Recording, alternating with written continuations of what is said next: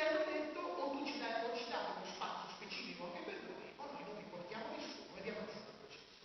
E allora i processi spagnoli si sono dovuti bridare, hanno dovuto mettere una parte del processo dedicato all'associazionismo, l'associazionismo fa le proposte, fa il diagnostico e le persone poi lo votano, e partecipando come individui. Quindi in questi due momenti, il che non è male in sé, l'idea di recuperare le diverse sapienze della società in spazi a geometria variabile.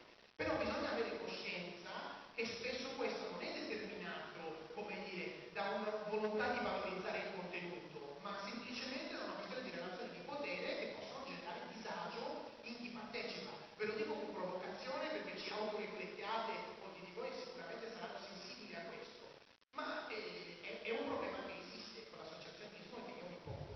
Poi,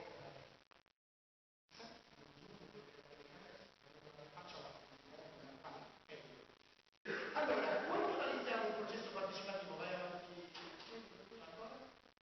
ci interessano sempre queste due cose. Che cosa succede nelle istituzioni quando si attiva un processo partecipativo e che cosa succede nella società? Le due cose vanno insieme. Un errore è pensare, come fanno molti movimenti popolari, che un processo partecipativo serva a migliorare le istituzioni, cioè che sia una demand of good governance, per solo che interessa solo le istituzioni. No? In realtà i processi partecipativi sono delle scuse per dinamizzare anche i tessuti sociali. Io ne conosco alcuni che hanno provocato delle rotture enormi nel tessuto dell'associazionismo, cioè zone dove l'associazione aveva da 30 anni lo stesso presidente, di solito maschio, cinquantenne, eccetera, e che hanno iniziato a demolirle dall'interno con gruppi di giovani che venivano, si iscrivevano nell'assemblea generale, distruggevano tutta la lobby dei direttori tradizionali.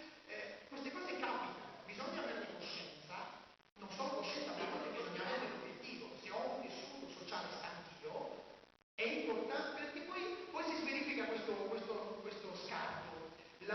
All'amministrazione si chiede trasparenza e innovazione, ma il tessuto che glielo chiede è un tessuto stantio, no? Spesso un tessuto dove dominano gli uomini, dove è pieno di donne, ma le donne sono sempre in condizioni inferiori e cose del genere. Quindi lo dico ancora una volta come provocazione, ma ritengo che le due cose devono sempre essere pensate insieme.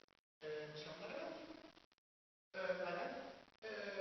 Dopodiché, specialmente prendendo i processi per invito, che sono quelli su cui io lavoro di più, abbiamo la famosa scala della partecipazione.